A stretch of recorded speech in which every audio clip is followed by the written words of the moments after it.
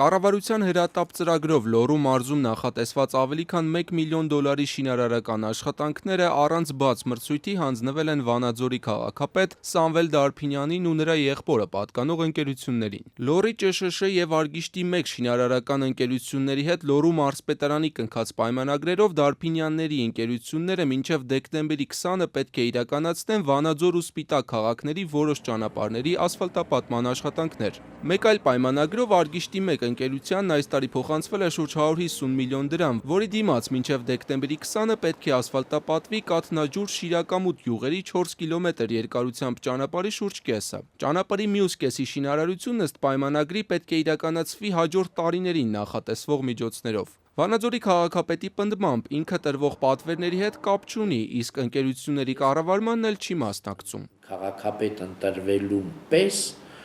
այդ հիմնարկությունները օրենքով սահմանված կարգով տվել է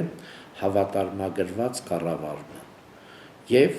ընդհանրապես կառավարման հետ ես գործ չունեմ, ոչ ասենք մրցույթներ շահելու, ոչ էլ աշխատանքները կատարելու։ Դա օրենքը թույլ է տալիս։ Շահարկում են այդ խնդիրը, որ եղբայրս է կամ ընկերս է,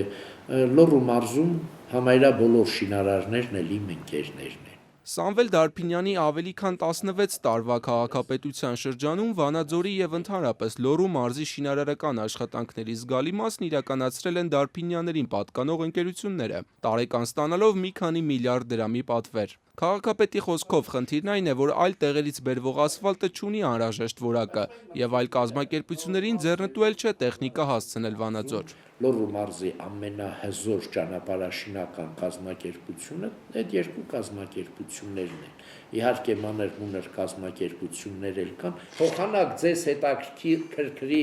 քաղաքի ընդհանուր վիճակը, քաղաքի ճանապարհների վիճակը, անընդհատ գնում գալիս եք, որ կազմակերպություններն են։ Թող Ամերիկայի Միացյալ Նահանգներից շատ լավ կազմակերպություններ կան եւ Վանաձորի 200 կիլոմետր ճանապարհներն էլ ասֆալտապատ են։ Ինչ ա եղել որ։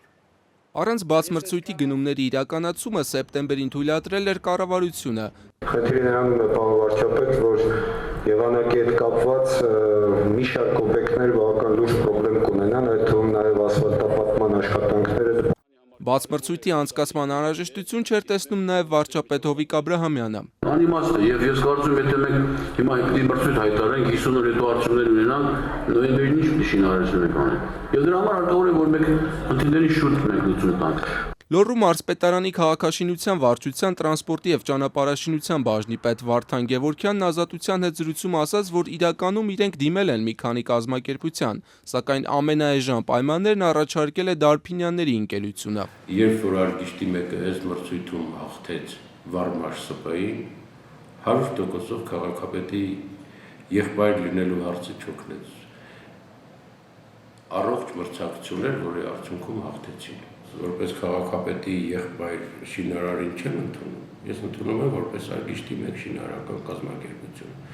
Ազգային ժողովի վանաձորցի անկախ պատգամավոր Էդմոն Մարուքյանի պնդմամբ տարիներ շարունակ տեղի է ունենում ակնհայտ կոռուպցիոն դրսևորում։ Ակնհայտ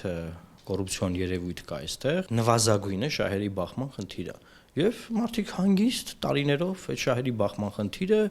նորմալ իրացրել են եւ որևէ